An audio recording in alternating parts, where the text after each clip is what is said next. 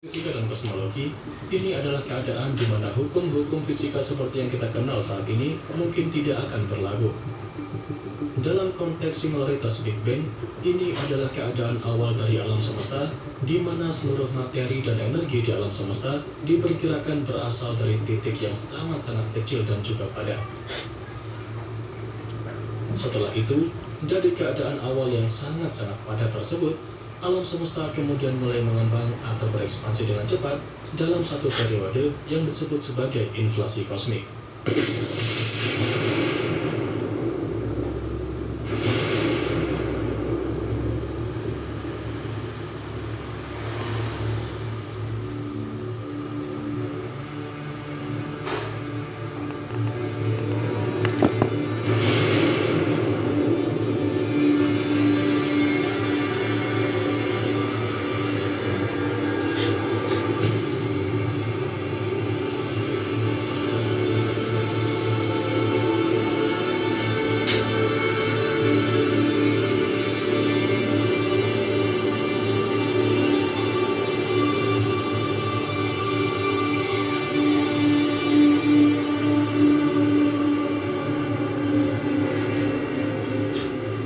Secara umum, mungkin fenomena ini banyak dikenal sebagai sebuah ledakan. Namun perlu kalian ketahui bahwa Big Bang bukanlah sebuah ledakan dalam arti yang sederhana, tetapi lebih kepada ekspansi ruang itu sendiri. Dalam fase ini, alam semesta berekspansi dengan kecepatan yang jauh melebihi kecepatan cahaya. Kemudian sebagai hasil dari ekspansi tersebut, alam semesta kemudian mulai mendingin. Sekitar 1 menit setelah Big Bang, suhu alam semesta turun sehingga berbagai partikel kosmik bisa bergabung untuk membentuk proton dan juga neutron.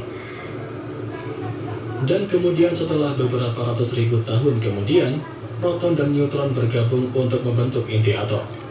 Dalam fase ini, alam semesta terus mendingin dan memungkinkan elektron untuk bergabung dengan inti-inti tersebut dalam membentuk atom hidrogen dan helium.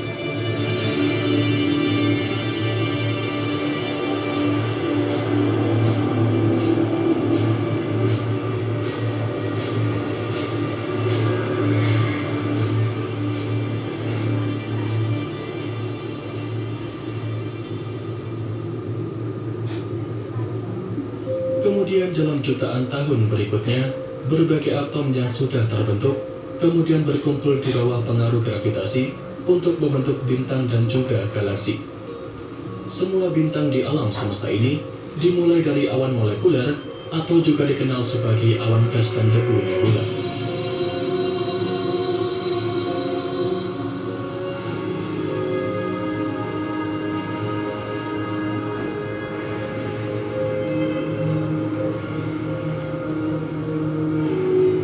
Dari awan molekuler itulah terjadi keruntuhan dan ketidakstabilan yang disebabkan oleh berbagai fenomena kosmik, seperti pancaran radiasi kosmik yang menyebabkan awan tersebut mulai runtuh. Ketika awan molekuler mulai runtuh, materi yang berkumpul di pusat mulai memanas dan membentuk apa yang disebut sebagai protobintang. Dengan suhu serta tekanan yang cukup tinggi itu, reaksi nuklir hidrogen menjadi helium pun dimulai, dan fenomena itulah yang menandai adanya sebuah kelahiran bintang.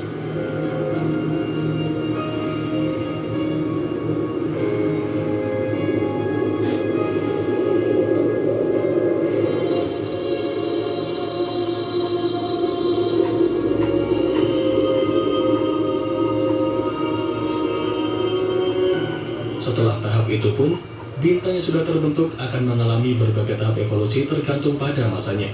Berbagai bintang dengan karakteristiknya akan terus berevolusi hingga akhirnya bisa menjadi bintang katai putih, bintang neutron, atau bahkan menjadi sebuah lubang hitam.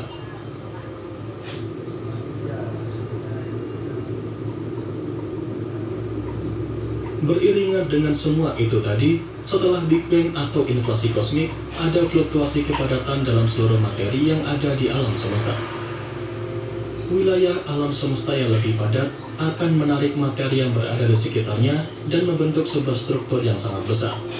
Struktur yang sudah terbentuk itu akan terus tumbuh dan bergabung sehingga menciptakan megastruktur yang dikenal sebagai galaksi. Dari fenomena itulah, galaksi mulai terbentuk dan beberapa dari galaksi bahkan ada yang berinteraksi dengan galaksi lainnya, sehingga terjadilah tabrakan atau penggabungan galaksi di alam semesta.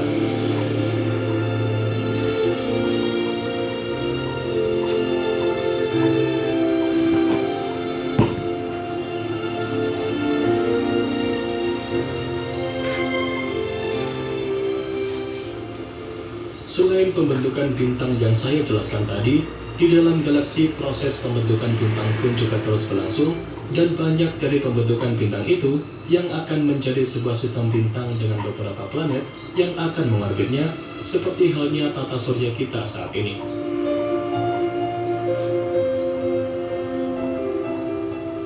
Dari pembentukan bintang dan galaksi yang merupakan bagian penting dari evolusi alam semesta tadi, fenomena itu memicu sejumlah proses lain yang membentuk alam semesta seperti yang kita ketahui saat ini.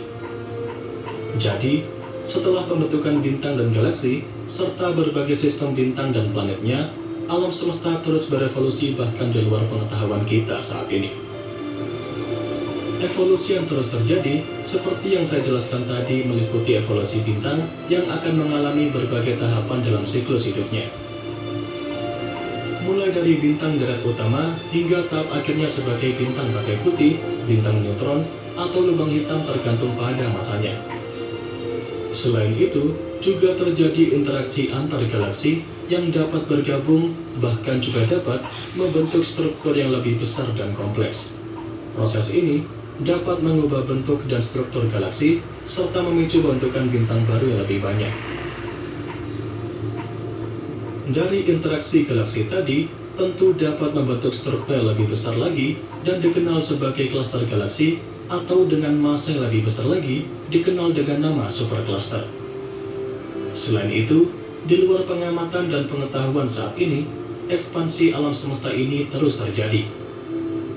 Alam semesta yang saat ini sudah sedemikian besar dan kompleks, terus mengembang bahkan dengan kecepatan yang lebih cepat dari kecepatan cahaya.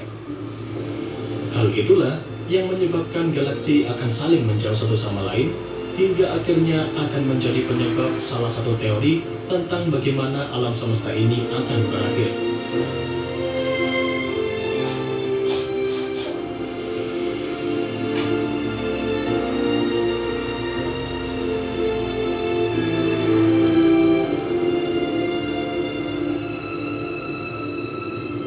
Bicara mengenai alam semesta, tentu tak bisa terlepas dari misteri besar yang ada di dalamnya. Dan misteri besar di alam semesta ini adalah materi dan energi gelap, yang merupakan dua konsep yang sangat penting dalam kosmologi dan membantu menjelaskan banyak pengamatan tentang alam semesta saat ini. Mari kita pahami dulu mengenai dua hal tersebut. Yang pertama adalah materi gelap. Jadi, materi gelap adalah bentuk materi yang tidak berinteraksi dengan cahaya atau bentuk lain dari radiasi elektromagnetik, sehingga tidak akan dapat dilihat atau dideteksi secara langsung. Namun meskipun begitu, pengaruh gravitasi dari materi gelap itu dapat diamati, dan hal itulah yang membantu para ilmuwan mengetahui keberadaannya. Materi gelap memiliki sifat yang tidak terlihat tetapi memiliki massa, sehingga memberikan tarikan gravitasi dan diperkirakan membentuk sekitar 27% dari isi total alam semesta ini. Untuk pengaruhnya, materi gelap ini mempengaruhi rotasi pada galaksi. Jika tanpa materi gelap, bintang-bintang di tepi galaksi akan bergerak lebih lambat daripada yang diamati. Jadi materi gelap ini berperan dalam pembentukan struktur dalam alam semesta, termasuk galaksi dan gugus galaksi yang ada di luar sana. Kemudian energi gelap. Energi gelap merupakan bentuk energi yang misterius dan merupakan pelaku yang mendorong alam semesta untuk mengembang pada tingkat yang semakin cepat, bahkan lebih cepat dari kecepatan cahaya. Jadi, sementara materi gelap tadi menarik benda bersama-sama, energi gelap tampaknya bekerja melawan gravitasi dan mendorong benda-benda menjauh satu sama lain. Untuk sifatnya, energi gelap ini bertanggung jawab atas percepatan ekspansi alam semesta dan membentuk sekitar 68% dari isi total alam semesta ini. Untuk pengaruhnya, energi gelap menyebabkan alam semesta mengembang pada tingkat yang semakin cepat seiring waktu. Selain itu, energi gelap ini juga mempengaruhi nasib jangka panjang alam semesta seperti dalam skenario atau teori bagaimana alam semesta ini akan berakhir. Jadi, dari penjelasan yang saya sampaikan tadi, materi gelap dan energi gelap adalah dua konstituen terbesar alam semesta, tetapi mereka tetap menjadi salah satu misteri terbesar dalam fisika dan juga astronomi modern saat ini. Walaupun saat ini manusia tidak dapat mengamati mereka secara langsung, pengaruh mereka terhadap struktur serta evolusi alam semesta ini sangat signifikan. Banyak eksperimen serta survei yang sedang dilakukan untuk mencoba memahami lebih lanjut tentang sifat dan asal-usul materi gelap dan energi gelap. Serta penemuan dalam bidang ini nantinya dapat menyediakan wawasan penting ke dalam hukum dasar fisika dan asal-usul alam semesta itu sendiri.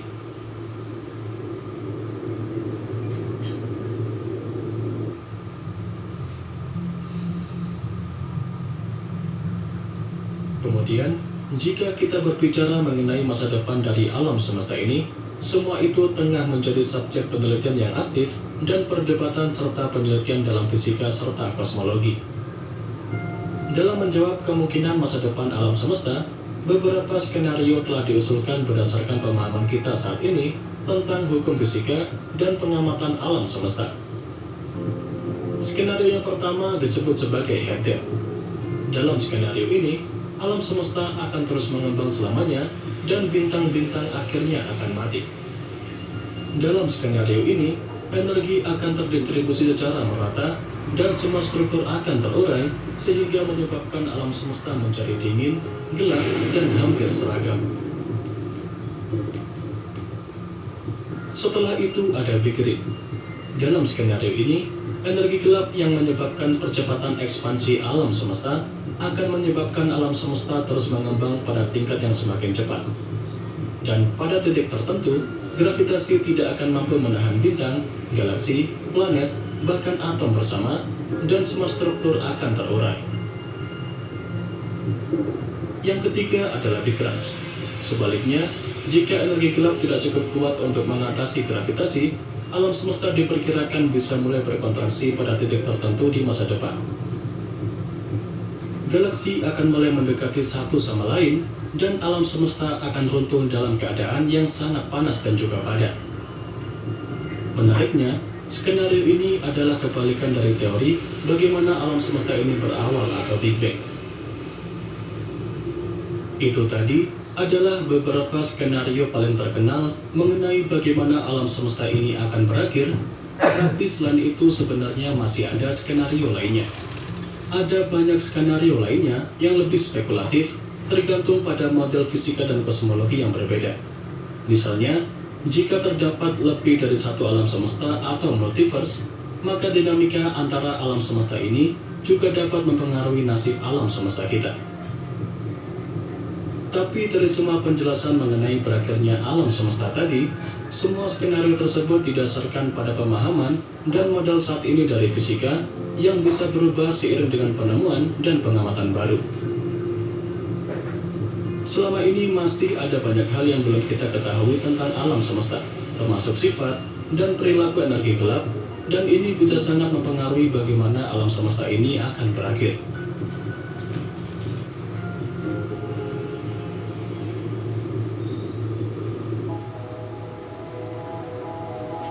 Mengukur ukuran ataupun luas dari alam semesta adalah hal yang kompleks dan dapat diinterpretasikan dengan beberapa cara berbeda. Jadi, Bu, dipakai aja sawer, bebas dari kutub basah dan perlindungan berhari-hari lagi. Bersih terus kayak kipas. Head and Shoulder. ada beberapa cara untuk menjawab pertanyaan ini, tergantung pada apa yang kita maksud dengan ukuran. Untuk alam semesta teramati, atau bagian dari alam semesta yang bisa kita lihat dari bumi, cahaya dari benda yang lebih jauh dari batas alam semesta teramati ini masih belum memiliki waktu untuk mencapai kita sejak peristiwa Big Bang. Nah, radius alam semesta teramati adalah sekitar 46,5 miliar tahun cahaya, dan diameternya adalah sekitar 93 miliar tahun cahaya. Kemudian untuk ukuran alam semesta secara keseluruhan, ada bukti yang menunjukkan bahwa alam semesta mungkin jauh lebih besar dari yang teramati dan mungkin bahkan tidak terbatas dalam hal ukurannya. Jika alam semesta memiliki bentuk datar, seperti yang didukung oleh data pengamatan saat ini, maka dalam perhitungannya menyeratkan bahwa alam semesta mungkin tidak terbatas. Alam semesta mungkin dengan geometri datar, berarti bahwa ruang itu sendiri tidak melengkung secara global. Dan ini adalah pendukung lain dari ide bahwa alam semesta mungkin tak terbatas dalam ukurannya. Jadi untuk saat ini, jika kalian bertanya mengenai ukuran dari alam semesta ini, maka jawaban sementara yang bisa saya berikan adalah seperti penjelasan tadi. Jumlah tadi juga bukanlah perhitungan yang akurat dari ukuran alam semesta, karena perlu kalian ingat, jika banyak dari konsep ini berada pada tepi pemahaman kita tentang fisika dan kosmologi, dan ada banyak hal yang belum kita ketahui. Beberapa teori fisika juga menyarankan kemungkinan adanya multiverse, di mana alam semesta kita hanyalah satu dari banyak alam semesta yang mungkin ada, dan masing-masing dengan ukuran dan sifatnya sendiri. Sebelum kita lanjutkan, saya sarankan kalian untuk sejenak menarik nafas dan siapkan cemilan atau kopi untuk bersantai. Sebab pembahasan kita masih belum habis sampai di sini saja.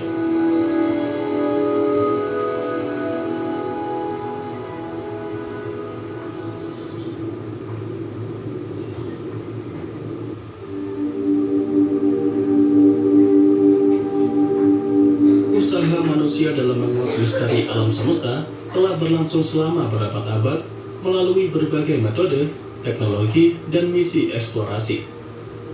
Sejak abad ke-17 dan 18, para ilmuwan seperti Isaac Newton mengembangkan hukum gerakan dan gravitasi yang membantu menjelaskan fenomena langit dengan lebih baik, apalagi setelah adanya penemuan teleskop oleh Galileo Galilei pada awal abad ke-17 yang mengubah paradigma astronomi secara luas.